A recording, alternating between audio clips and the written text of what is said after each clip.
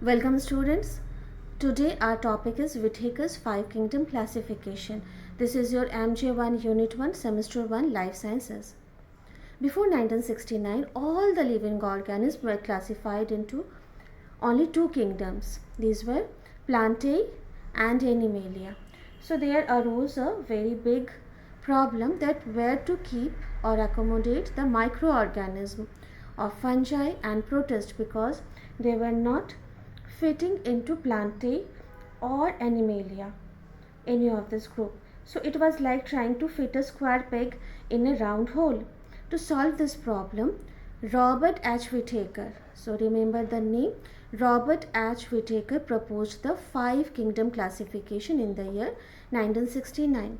So here we came to know about the 5 kingdom Whittaker's classification.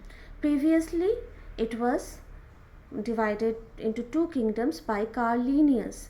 In 1758, he was a Swedish taxonomist. So he divided into all the organisms into plantae and animalia.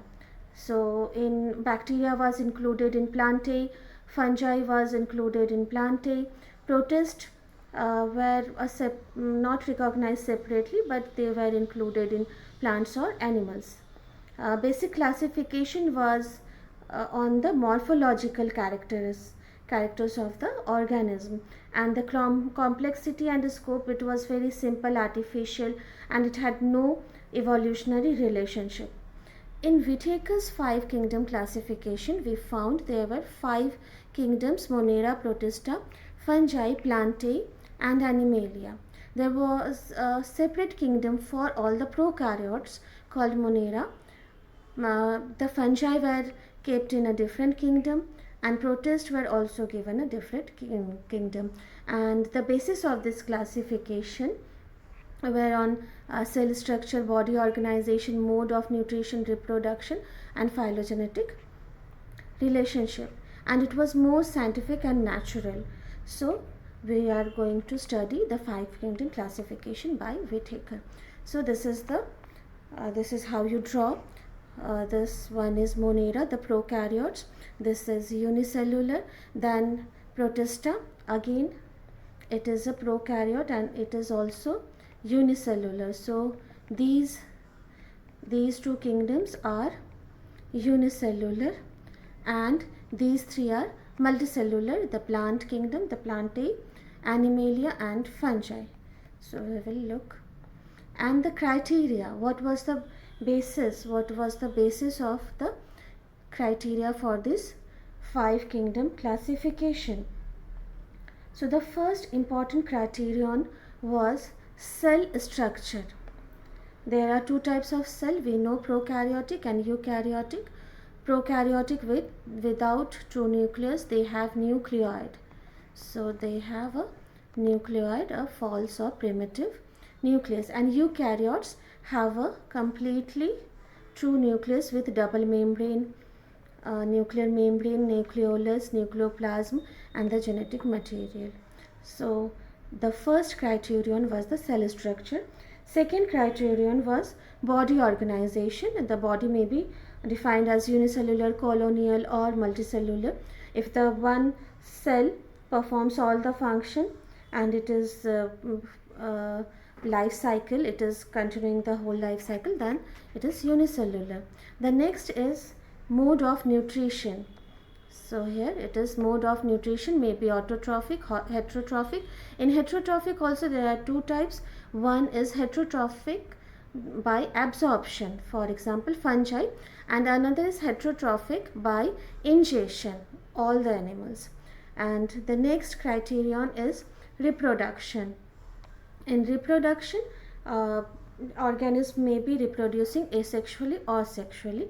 And the last one is phylogenetic, where evolutionary traits are seen and grouping is done according to them into the organism. So this is the 5 kingdom classification summary table, and we can see that here prokaryotic, the cell type is prokaryotic only in Monera, and it is eukaryotic in all the 4 kingdom.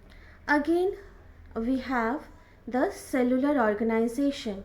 So cellular organization is unicellular in these two, Monera and protista, and the other three are multicellular.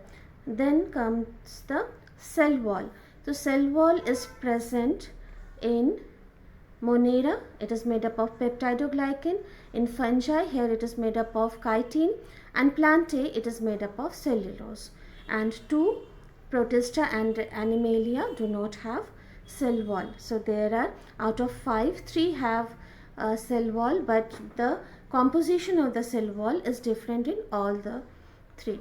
Then nutrition. Nutrition is autotrophic, that is photosynthetic, in plantae, and rest all have it is also autotrophic or heterotrophic in Monera and protista. Also some are autotrophic and other are heterotrophic, so it is just a combination of autotrophs and heterotrophs. Fungi is completely heterotrophic and animalia is also completely heterotrophic, but you can see fungi is different from animalia because the mode of nutrition is heterotrophic but absorptive, and in animals it is heterotrophic and ingestive. They ingest the food, they eat food, but fungi absorb from their body surface. Chlorophyll. Chlorophyll is present in, yes, it is obviously it should be present in chlorophyll is present in plantae and absent in fungi, and it is completely absent in fungi and animalia.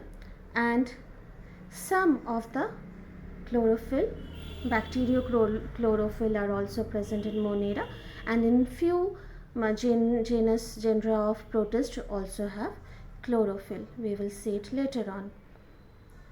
And reproduction.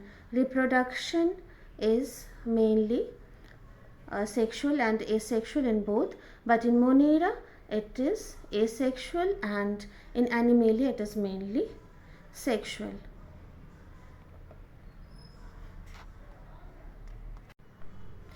Next is these are the examples of 5 kingdom classification, where you can see Monera consists of bacteria, protists have protozoans, amoeba, fungi have mushrooms, yeast, molds, plants have cryptogams, phanerogams, animals have chordates, non-chordates. So we start with kingdom Monera. So as you can see the characteristics, these are the characteristics of kingdom Monera, examples and importance. So every kingdom has some characteristics of its own which make its organism look alike, and they have certain examples and importance, of course importance for the environment, importance for the living things. So here in Monera you can see these are prokaryotic organisms, they are unicellular. If multicellular, they are known as pseudo multicellular, they are never original or true multicellular, so they are unicellular. They have no membrane bound organelles, especially double membrane bound organelles such as nucleus, mitochondria, chloroplast. Cell wall is made up of peptidoglycan, or this is also known as murine or mucopeptide. They reproduce asexually by binary fission. Nutrition may be autotrophic or heterotrophic. Sometimes few of the Monera bacteria have bacteriochlorophyll and they make their own food. Examples are cyanobacteria, blue-green algae. They are also placed in plantae. Then mycoplasma is also there. The importance is nitrogen fixation, decomposition, food fermentation, and they also cause some diseases. So diseases are not important, but when we talk about economic importance, we do discuss the merits and demerits both.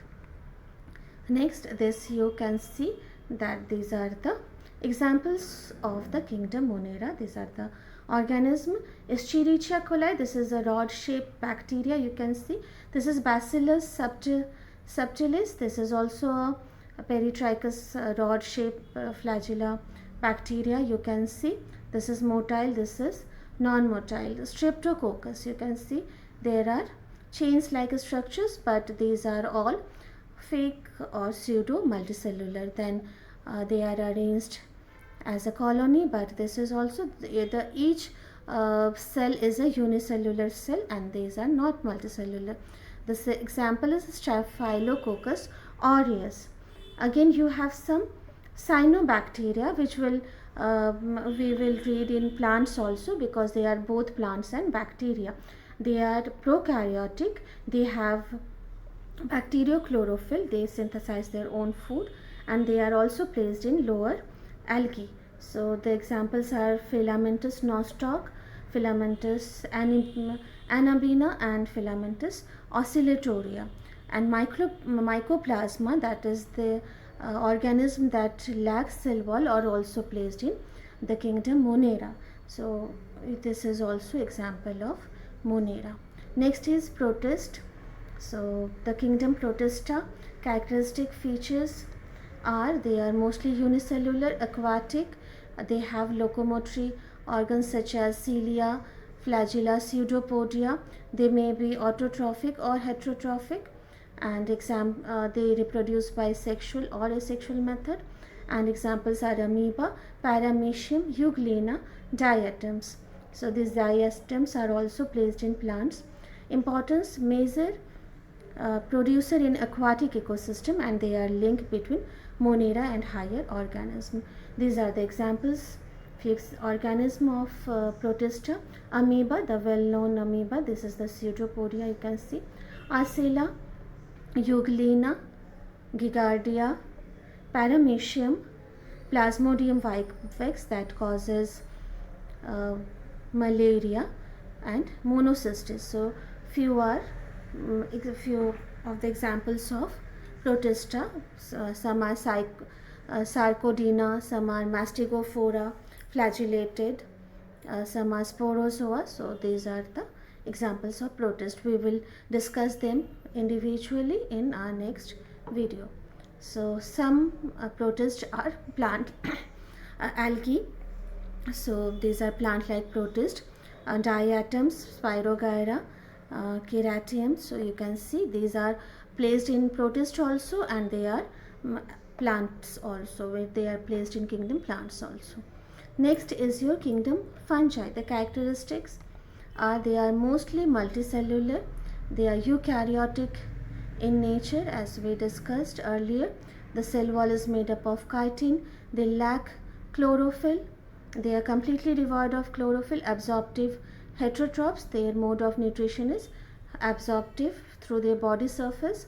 The plant body is made up of hyphae and forming mycelium. So instead of cell and tissues, we call them as hyphae, because the cells structures are slightly different. They are elongated and tapered at end, and many as cell form tissues, these hyphae form mycelium. So the basic structure is different from other organism, and they reproduce by spores. Examples are mushroom, rhizopus, penicillium, yeast, and they are well known decomposers. As we all know, fungi and bacteria are decomposers. They are also used in food industry. As you know, yeast is used in food industry for antibiotic production, penicillium and all that, and some of them also cause diseases in plants and animals. Apart from this multicellular statement, yeast is a unicellular fungi. Okay, so now we come to the various examples of fungi, where we have the unicellular fungi yeast, multicellular fungi rhizopus, penicillium, aspergillus, agaricus. This is edible mushroom. So they are also known for symbiotic association with algae. They form lichen, and with roots of higher plants they form mycorrhiza. Next is the kingdom plantae. The characteristics are eukaryotic. Multicellular, cell wall is made up of cellulose. Chlorophyll is present. These are phototrophic, and these are autotrophs, and they make their food through photosynthesis. They have chlorophyll. The food is stored as starch, not glycogen like fungi or animals, and they reproduce by sexual, asexual as well as vegetative methods also. And the examples are algae, mosses, ferns, gymnosperms and angiosperm. The importance, they produce oxygen, they are the primary producers, they are the food source for our environment, for our ecosystem, and maintain ecological balance. So these are the examples. We divide broadly plantae into lower plants. The lower plants are cryptogams and higher plants are phanerogams. In cryptogams you have thallophytes, bryophytes and pteridophytes. In phanerogams you have gymnosperms and angiosperm. Phanerogams are actually seed bearing, flower bearing plants, so they have seed and flower. In gymnosperm they have naked seed, the seeds are not covered, but in angiosperm the seeds have a case, that it is enclosed in a case, and that is called a fruit.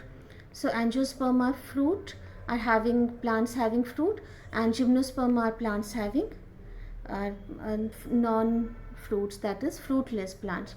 In the lower plants, this is algae. We also include fungi in thallophyta. Because there is a thallus-like structure, there is no differentiated root system, shoot system. So you can see the examples are Volvox, Eulothrix, Spirogyra, unicellular, Chlamydomonas. These are filamentous, and this is a colony, Cenobium. And bryophytes are actually the amphibians of the plant kingdom. So they are found in the marshy places where there is waterlogged, where is water and soil, both are present. Examples are Marcantia, Rixia, Funaria, Sphagnum. And pteridophytes are the link between the cryptogams and the phanerogams, and they are terrestrial plants, and they start developing the seed habit, the duality of spores, heterospory, and also the elementary vascular systems has been developed here. So examples are Lycopodium, Selaginella, Equisetum and Pteris. So these are the classification of plant kingdom, cryptogams and phanerogams. The lower plants, lower non-flowering plants, and the higher flowering plants with seeds. Next we come to animalia. The characteristics are eukaryotic, multicellular, no cell wall is present, heterotrophic by ingestion, they ingest the food, well developed tissues and organs, they reproduce mostly by sexually, and active movement is present. Examples are hydra, earthworm, fish, birds, human, and they are the consumer in ecosystem. They help in pollination, seed dispersal and ecological balance.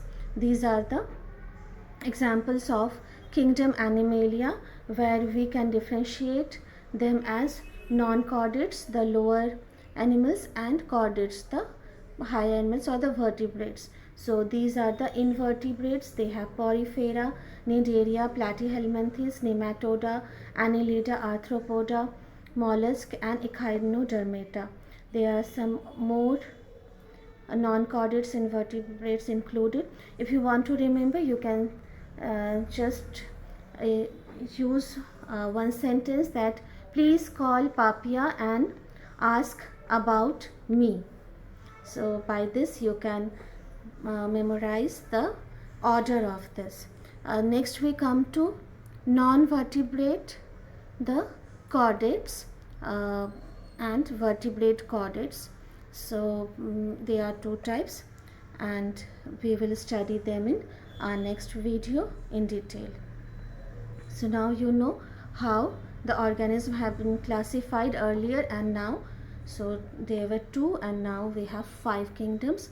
The merits of 5 kingdom classification are they have separate prokaryotes, eukaryotes, separate unicellular and multicellular, recognizes fungi as separate kingdom. They are use evolutionary relationships, reflects nutrition and cellular organization as the basis, and more scientific than the two kingdom classification. What are the mates? Even after five kingdom classification, they haven't differentiated archaea and eubacteria. So archaea and eubacteria are grouped together in Monera despite of the differences. Viruses are not included, and this is not a demerit because viruses are not cells, they are acellular. Then protist is a diverse group with unrelated organisms, and they are more to demerits. So now I think you know all the five kingdoms of Whittaker's five kingdom classification, and you have understood everything. So thank you so much for your presence, listening, and valuable time.